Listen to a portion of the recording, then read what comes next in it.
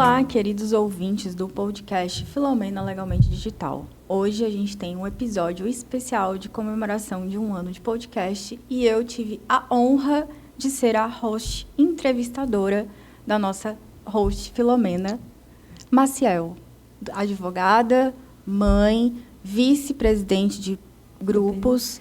Por favor, Filó, hoje você está como entrevistada para que a gente conheça a fundo quem é a Filomena e o tanto de coisa que ela faz hoje. Como que é o teu dia a dia? Conta para a tua audiência desse um ano de podcast, como tem sido. Bom, primeiro a gente criou o podcast, né, faz um ano. O nosso objetivo principal era trazer conteúdo para quem trabalha com a internet, para quem está aí no ambiente digital. Então, durante esse ano inteiro, a gente entrevistou várias pessoas em diversas áreas de atuação, no sentido de realmente agregar valor, conhecimento, para que as pessoas pudessem usar esse conhecimento e usar nos seus próprios negócios, né? Perfeito. Então, me fala aí, tu é advogada de um escritório? Eu sou advogada, eu fundei o Maciel Advogados junto com meu pai, né? Esse ano eu estou fazendo 30 anos de advocacia. Sou mãe da Luísa, de 13 anos, mãe de pet também, o Tutano. O Tutas, casada com o André, né? Nós já temos 14 anos de casados. Assim, sou mãe, sou filha, hoje eu estou como vice-presidente do BNI Sunset, né? O melhor grupo do Ceará. Certo. Encrencando com ela, tá, gente? Mas, assim, a gente está com esse projeto do podcast. Comecei, né, no digital em 2023. E essa questão do BNI, né, como eu coloquei aqui, foi uma das portas de entrada para hoje eu estar aqui nesse podcast. A gente conheceu o André e a Rebeca, da Octa. Então, eles foram inspiração para a gente. E foi isso, a gente começou a trabalhar o podcast. Depois eu encontrei a Jennifer, e a Jennifer agora está aí, junto, fazendo toda essa produção comigo. E eu espero que o pessoal de casa esteja gostando. E eu adoro participar. Mas antes de devolver a provocação do BNI, explicar também para quem não sabe o que é, eu queria saber, como advogada, né, que você trabalha no ambiente digital, orienta essas pessoas, como mãe, principalmente, empresária, empreendedora, mãe, líder, como que você organiza essas coisas também para evitar que certos casos cheguem na família, né? Porque hoje a gente sabe que as crianças estão com acesso muito à rede social e tal. Para quem é mãe, empresária, que não tem muito tempo também, dá umas dicas do ambiente digital para controle, né? Critérios, né? Normas internas, pessoais, caseiras, que eu acho que isso é muito importante, que tu tem muito para contribuir. Bom, eu sou mãe, né? Por ser mãe, eu sou um polvo, eu tenho vários braços. Aí eu brinco sempre que mãe é meio que povo. A gente está sempre se reinventando e encontrando formas de conseguir fazer as coisas para darem tudo certo. Com a minha filha, em relação ao ambiente digital, eu sempre tive esse cuidado muito grande de não levar o celular como uma opção de lazer para ela. Tanto é que, assim, eu tenho muito prazer e orgulho em dizer, minha filha tem 13 anos... E ela não é uma adolescente viciada em celular. A gente sempre buscou trazer para elas outras fontes de entretenimento.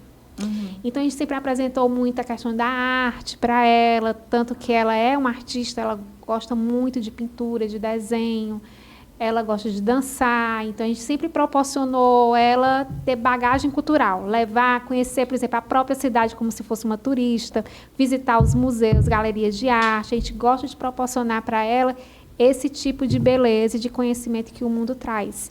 Mas não é fácil, ser mãe não é fácil, e você ser mãe, advogada, empreendedora, esposa, não é fácil. Mas eu tenho como prioridade na minha vida a minha filha. Então, eu faço questão de participar de todas as fases dela, de ser muito próxima, principalmente nessa fase que ela está entrando, que é a adolescência, e a gente tem que estar de olho na questão da internet, que a internet ela é um canal de conhecimento, mas também de muito risco. Então, como adolescente, eu brinco que a adolescente não tem privacidade, a gente está sempre ali, de vez em quando, dando uma avaliada no que está acontecendo no ambiente digital, até mesmo para conta da saúde mental, né? Perfeito. Eu gostei dessa parte de visitar a cidade como se fosse turista. Nunca Que fez? ideia legal. A gente quando não viaja, eu começo a levar a Luísa para visitar os pontos turísticos de Fortaleza. Então, eu vou levar ela na Pinacoteca, eu vou levar ela no Museu da Imagem do Som, no Museu da Fotografia. A gente vai andar na beira-mar como se fosse turista. A gente vai passear, vai conhecer a cidade, vai andar no centro da cidade, vai assistir algum espetáculo no Cine São Luís, vai levar, tem alguma exposição de arte, eu levo para ela conhecer. Então, eu gosto de apresentar esse outro olhar da cidade para ela entender, para ela conhecer a própria história. Eu acho importante. Ou seja, tu também, não são programas caros, não são programas elitizados, né? São programas super acessíveis para qualquer pessoa. Exatamente. A gente vai para o shopping, a gente gosta de comprar umas coisinhas, gosta, mas assim não é o foco. A gente vai para o cinema, lá em casa todo mundo é cinéfilo, então a gente curte muito a história do filme em família, né? De fazer coisas em família, de visitar algum restaurante diferente para experimentar culinária diferente, os sabores diferentes. Eu acho legal, eu acho que eu trabalho para poder proporcionar esse tipo de experiência para ela. Né? E é privilégio, porque a maioria das pessoas não tem esse privilégio de poder vivenciar cultura, gastronomia, arte. Não é uma coisa que todo mundo possa, que infelizmente o que era para ser realmente muito barato, mas não é. Porque, como diria o Gilberto Gil, cultura é para ser fácil, é para ser como feijão com arroz. E eu gosto de proporcionar isso para ela. E incentivada, né? Incentivada, legal. E o que te despertou esse interesse pelo digital? Fora a necessidade de entender, óbvio, né, gente? Porque hoje em dia a gente precisa entender o digital, até o aplicativo de tudo. Mas, assim, o que abrilhantou os teus olhos, que tu tem 1 ano de podcast em sequência, sem faltas. Isso. Né? A Octa deve estar super orgulhosa dessa cliente, do podcast, dessa host. O que te despertou? Bem, como eu disse, esse ano eu estou fazendo 30 anos de advocacia, de militância mesmo. Eu quis ser advogada com 12 anos de idade. Então, assim, eu sou apaixonada pelo direito, pelo conhecimento, gosto de ajudar as pessoas com o meu conhecimento, isso é de mim. Mas, assim, em 2024, 2023, mais ou menos, eu me revisitando, perguntei, gente, daqui 10 anos, como eu quero estar? Então, eu pensando nessa dificuldade, que a advocacia não é uma atividade fácil, principalmente quando você trabalha com o judiciário, eu quis buscar dentro do direito algo que me trouxesse satisfação por estar ainda trabalhando com o direito, mas que me trouxesse uma recorrência maior. Então, eu descobri o digital. Vi que da pandemia para cá a gente estudou, é o mercado que mais cresce, invariavelmente surgiram várias profissões novas e estão surgindo a todo momento. É o mercado que mais cresce e é um mercado que ainda não se tinha muitos profissionais da área do direito e ainda não tem, se especializando em prestar essa assessoria jurídica preventiva, que a gente chama. Então, assim, me apaixonei pela linguagem, pela forma, porque de alguma forma você trabalha com criatividade, com pessoas com muita criatividade, que se comunicam muito bem, que são coisas que eu gosto. Então, trazer o direito para esse empresário que é ousado, que começa a trabalhar com um computador e ele mesmo, é muito interessante. É verdade. O pessoal tem uma fome de vencer e uma linguagem mais acessível também, que não é daquele empresariado tradicional antigo, né? Todo formal e tal. Hoje eu entrei numa reunião esses dias com uma pessoa, a pessoa falou, nossa, tu tá tão à vontade. Eu estou aqui na minha casa, no meu escritório. O que importa é o que está aqui dentro. E eu acho que no digital o pessoal valoriza muito o conteúdo. A aparência é importante, óbvio, tivemos vários convidados, né? Mas eu acho que o pessoal que trabalha com esse ambiente como é home office, é um pessoal mais livre, Pronto. né? Esse é um ponto que me atrai também como mãe. Eu poder trabalhar da minha casa, atender meus clientes que são do digital, inclusive em casa. Então, é algo realmente satisfatório, me tira daquela zona que a gente chama tanto de processo, né? Uhum. Eu ainda não estou livre totalmente dos meus processos, que eu ainda tenho os meus processos e algumas coisas ainda vão precisar ter. Mas essa democratização do digital, onde você proporciona muitas pessoas terem acesso ao empreendedorismo, é muito interessante.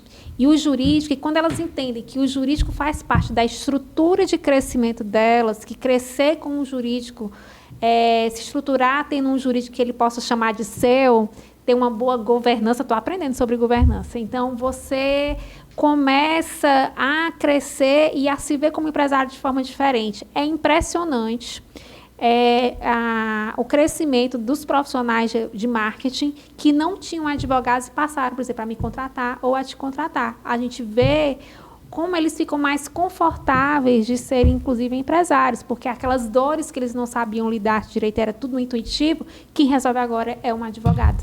E eles podem dar um próximo passo sem medo, né? Porque eu acredito que a pessoa está ali dentro de casa, às vezes ela precisa contratar alguém, e ela tem alguém para ligar.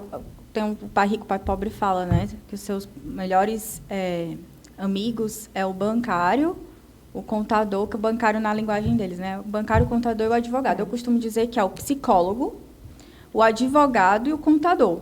Entendeu? Nessa sequência aqui, ó. Mente, estrutura e dinheiro, galera. Proteger o dinheiro. Então, assim, qualquer coisa ligar, né? Eu acredito que tem uma certa culpabilidade do próprio advogado, da própria escola de advocacia, a escola de direito. Com certeza. Nós somos formados não para sermos empresários. A gente não pensa como empresário. Nós somos tradicionalistas. A gente é conservador. A gente é treinado para ser... Até a forma de se vestir é conservador. Então, assim, quando você começa a advogar com agências de marketing, que as pessoas são bem modernas e tal, você começa a descolar um pouco dessa imagem engessada para você ter acesso. Não posso eu, como advogada que eu era há 10 anos atrás, ter a mesma linguagem hoje conversando com uma pessoa do ambiente digital. Que são pessoas que elas querem tudo, elas têm a necessidade que as coisas fluam rápido e de forma realmente eficiente. Então, você vai ter uma estrutura, uma linguagem e uma forma de trabalhar diferente. Não que seja mais fácil, mas diferente. Então, é importante ter esse olhar. Flumo rápido, muito rápido, né? Por sinal, porque é que o jurídico demora, gente, muita responsabilidade. E me fala uma coisa, qual foi, assim, um caso, assim, que tu pegou, né? Para quem é advogado e, de repente, deseja entender um pouco melhor sobre o ambiente digital, o que é necessário hoje em dia, até para quem não quer trabalhar com isso, mas também para contratar o próprio marketing, né? Que a gente vê muitas dificuldades também nessa parte de comunicação, né? De simplificar a comunicação pensando no cliente final. Qual foi um caso assim que te marcou no sentido performance? Tipo, tu pegou o cliente e, nossa, que legal que eu consegui fazer isso para esse cliente. Tá. Eu tenho uma grande amiga que virou, quer dizer, uma agência, dona de agência que virou amiga. E ela, quando a gente chegou na empresa dela, conheceu ela não trabalhava, literalmente, ela só trabalhava com orçamento, ela não tinha contratos. E, assim, ela até tinha um contrato, mas era aquele contrato que a gente sempre fala, contrato modelo da internet, que não é personalizado, que não traz a verdade do negócio dela. Então, assim, ela não tinha esse olhar. E até também não tinha esse apoio na hora de assinar um contrato com outra pessoa também, de ter um parecer, de ter um aconselhamento sobre determinado tipo de tomada de decisão. Então, quando a gente passou a assessorar, a gente nota que as decisões delas são mais objetivas, são mais tranquilas. Ela mesma fala assim, eu não me preocupo mais, porque eu passo os dados para a Filomena do meu cliente e ela faz o gerenciamento completo do contrato. Ela preenche, se for o caso, ela quebra as objeções, ela explica, ela expõe ali para o cliente, ela vai trazer ali uma facilidade que ela não tinha. Ou ela vai rebater algum parecer de algum advogado que começou a causar conflito com alguma cláusula, né? Então, a gente vai trazer ali para a conciliação, explicando, e trazer uma relação mais clara, mais fácil com o cliente, né? Perfeito. E a advogada adora achar, né? Quando a empresa tem advogado, eles vêm com tudo ali no parecer. Eu trabalhei para uma agência de marketing jurídico e aí tinha muitos, né? Muitos pareceres, assim. Isso aqui. Calma, doutor, vamos lá, vamos explicar como funciona a operação. Aí um entendimento sobre como funciona esse ambiente.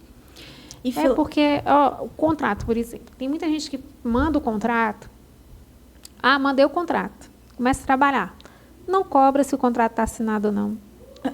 Não cobra, começa a trabalhar, aí daqui um mês a pessoa, eu não te quero mais como minha agência. Tu já, às vezes, aumentou, teve que contratar funcionário, às vezes tu teve que contratar alguma coisa de tecnologia, alguma ferramenta, e tu vai ficar no prejuízo, porque a pessoa não assinou, tudo bem, o contrato verbal tem validade, mas tu vai discutir esse contrato verbal com o juiz, vai ser tua palavra contra a dele. Perfeito, vai ter que ter o processo de conhecimento, né? Que é o que a gente fala. É uma coisa que não tem... Nem vale a pena. Não vale a pena. Tem gente que procura querendo cobrar. Aí cobrar o quê, né? Como? Quando? Não, eu tenho prints. Sim, mas aí tem todo... Print é ótimo. Tem um print, eu entreguei o serviço, mas eu não tinha contrato. É ótimo. Eu não posso executar, não. Não pode. Tem um processo inteiro de conhecimento, inicial, contestação. E aí o negócio demora tanto que, às vezes, quando o cara ganha a ação, o outro não tem mais nem o dinheiro para pagar. Nem penhora online resolve. Exatamente. Então, também tem muito isso. As pessoas procuram executar ou pedir um dano. Vamos primeiro avaliar se a pessoa tem condições de pagar a decisão, se ela for realmente efetiva, né? Porque senão, o que adianta eu cobrar um liso, galera? Não adianta nada. Mas vale 5 anos. Em 5 anos tudo pode mudar. Eu prefiro correr atrás do que eu posso conseguir do que ficar tentando proteger aquilo que eu não consegui proteger antes. Ou recuperar aquilo que eu não protegi. Então, proteção e crescimento. Nunca ir atrás do que falta, do que levou, do que falhou, né? Sempre acertar e proteger. E me fala aí, se tu tem alguma série ou livro que tu indica para o pessoal que quer entender melhor o ambiente digital. Eu já sabia que ela ia me perguntar isso. Eu anotei logo, foi 3, que eu sou dessas, ó. Eu gosto muito de uma que, como eu atendo muitos influenciadores digitais, a gente tem a Martha Stewart, nos Estados Unidos. Ela é considerada a mãe dos influenciadores. Praticamente, ela é a pioneira. E surgiu isso há muito tempo atrás. Esse documentário está no Netflix, traz a trajetória dela enquanto empresária de marketing de influência. Ela era a marca dela. Ela lançou uma forma de... Ela vendia o estilo de vida dela. E ela ganhou muito dinheiro, mas ela perdeu também. Então, é muito interessante sobre vários aspectos esse documentário. Não assisti. É muito bom. Recomendo quem é influenciador digital assistir Martha Stewart. Por Dentro da Machosfera, com Luiz Teroxé, também do Netflix. É um assunto super atual, do momento mesmo. A gente está vivenciando uma outra forma de ver as meninas e as mulheres, um estímulo equivocado, usando inclusive artifícios como a religião, o sucesso, para poder criar homenzinhos bem violentos, né? Então, assim, a objetificação da mulher é uma forma, assim, uma coisa bem preocupante nesse contexto. Tem também um agora que eu acabei de assistir, lançou agora, que é o Instadocs, que é o jogo dos palpites, lançado agora no Netflix, que traz muito o mundo das bets. Nossa, tem mão, que é essa pegada aí das bets, do influenciador digital, que estimula as pessoas a apostarem na internet, nesses aplicativos. Gente. Principalmente na época de Copa do Mundo, pessoas que perderam milhões e pessoas que sabem usar o sistema de números e tudo e conseguem também ganhar. Então, é muito interessante dar uma olhada nesses 3 para quem trabalha nessa área. Essa questão da bets dá tanto pano para manga. E esse documentário eu achei fantástico. Passa, inclusive, ele é tão atual que ele passa as pessoas assistindo um dos jogos da Copa do Mundo. Tá? Então, é bem bacana, super recomendo.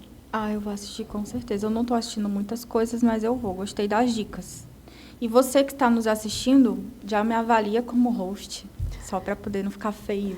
Comenta aqui sobre as dicas que foi dado e comenta também se você tiver alguma coisa para acrescentar, porque a gente também já pega o seu comentário, já te fala sobre você aqui.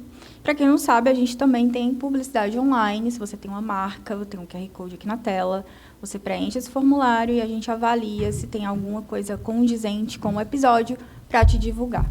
a gente entra em contato contigo. Olha aí, eu vou já pensar aqui quando eu for precisar faltar, né? Ou férias. Aí eu já chamo a Jennifer. Nossa. Eu acho que tá super certo. Que aí não vai ter faltar nunca episódio aí para dar e vender. Não, eu quero te aliviar da melhor forma possível. Prometo fazer o melhor. Estou seguindo o script. Olha aí, tá certo? bonito aí. Estou seguindo o script, que fique registrado a agência, que eu estou sendo bem mocinha, porque normalmente eu faço uns devaneios, né? Né? Muito bom esse episódio, 1 ano, né? 1 ano de persistência ou teimosia, não sabemos? Persistência, né? Eu espero que a gente tenha mais 1 ano aí com essa parceria e vai ser sucesso total. Muitos anos, vai ser tipo Monark não o fim deles, mas o começo. Como é o nome do outro cara? Gente, me ajuda. Não. Como é o nome do outro cara? Não corta, ficou legal, bota no off. Como é, gente, o nome do outro cara? Sei não. É o... Não sei como é o nome, só sei do Monark. Olha aí, ó. Um podcast que eram 2 caras, só tem só lembra só lembro do... tá ruim. A viés da negativação. Então tá ótimo, então. Filó, e tem mais alguma dica que tu queira dar para os pais, principalmente? Eu acredito que todo mundo, a maioria, tem as suas famílias, né? Sobre aplicativos, sobre rastreio, de alguma forma, dos adolescentes. Tenho. Justamente por conta até o documentário que tu citou da machosfera, quem tem filho homem, né? Que também tem sua fé, a gente sabe que isso é positivo. Exatamente. Eu acho assim, hoje, me corrija se precisar, existem vários aplicativos que ajudam nesse monitoramento. Uhum. Porque, assim, ao meu ver, criança e adolescente precisam ser monitorados, porque ainda não tem maturidade ainda para poder discernir realmente o que é certo e o que é errado. A gente precisa monitorar, não no sentido de castrar a vontade do outro, mas no sentido de orientar. Então, é interessante os pais buscarem plataformas que possam auxiliar nesse momento e conversar bastante. Porque uma coisa que eu fiz muito quando a minha filha era pequena, para quem tem filho criança, gosta de YouTube, o YouTube na minha casa era na sala. Então, quando eu via alguma coisa que eu não achava muito bacana, eu chamava a minha filha para conversar sobre.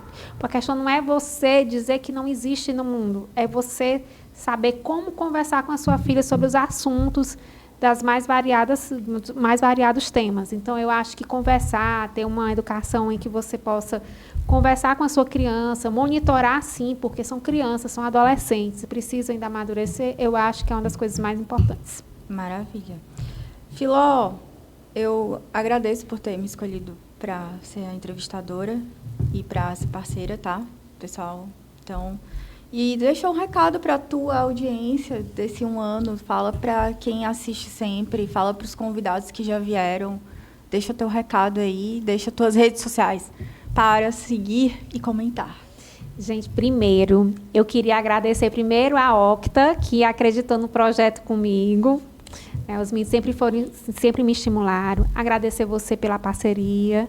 Agradecer o meu sócio, que também me apoia lá no meu escritório, né, que é o meu pai, o meu marido também, que é um braço direito ótimo. Mas agradecer, sobretudo, a todas as pessoas que tiraram um tempinho para vir aqui conversar, para poder falar um pouquinho sobre o conteúdo que elas têm, para poder, né, trazer essa informação de uma forma mais espontânea possível. E todos foram extremamente gentis e nunca recebi assim, não vou falar. Todo mundo, na hora que eu falei, convidei, aceitou de primeira. Mesmo eu sendo assim, engatinhando aqui no podcast, estou aprendendo dia a dia. Sempre foi muito prazeroso fazer esse podcast. Eu acredito muito nessa fórmula, dessa forma de comunicação.